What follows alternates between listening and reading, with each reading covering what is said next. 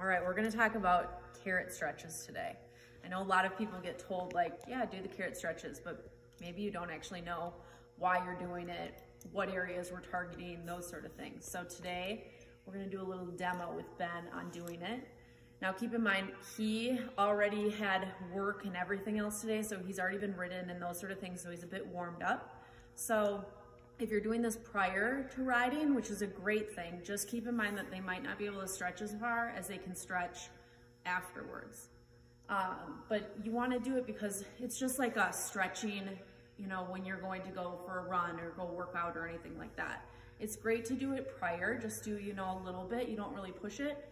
And then afterwards to really stretch out and make sure those muscles that have been used are releasing and those sort of things. It's a fantastic thing to be able to do. He knows I have treats, so here we go. So for the first part, first you want to try and make sure that they are square, because otherwise we have cheating. This is good. Then I use treats. If your horse is not good about treats, they get a little aggressive, then, you know, just kind of pull them around a little as you can. Don't be forceful, but you can always just pull them around to kind of try and get them to these areas.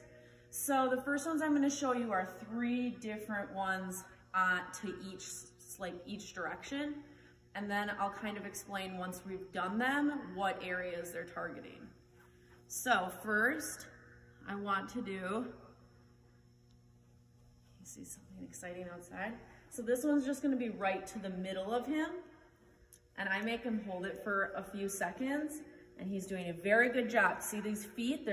He's not bending his knees or doing anything like that. That's fantastic.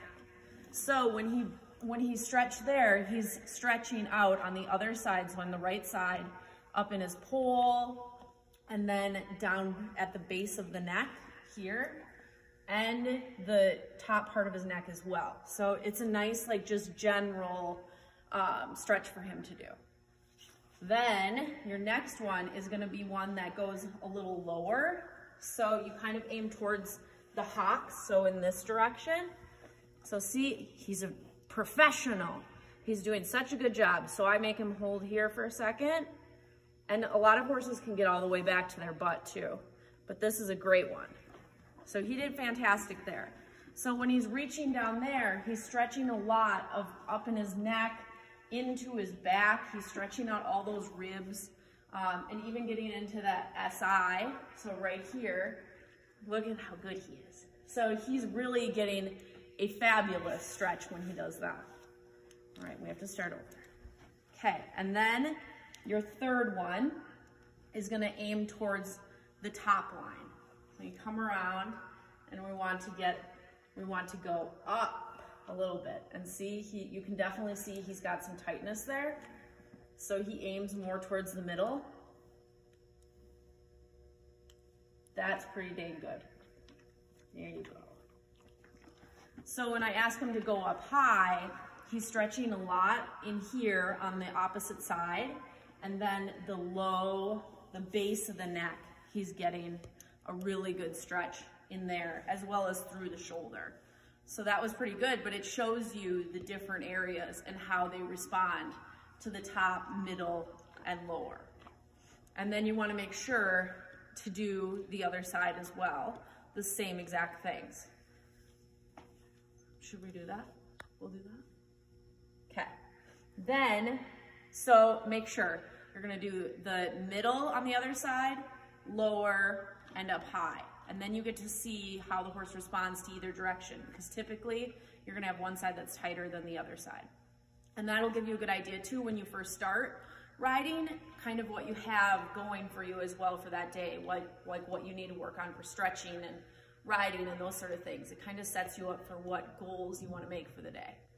Then your other stretch that you're gonna do is, we're gonna go in between the legs. So this one's gonna be a lower one.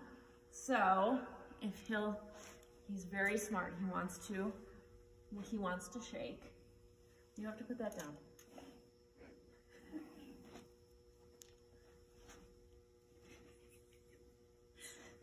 Well, he's cheating, but ultimately you put it in between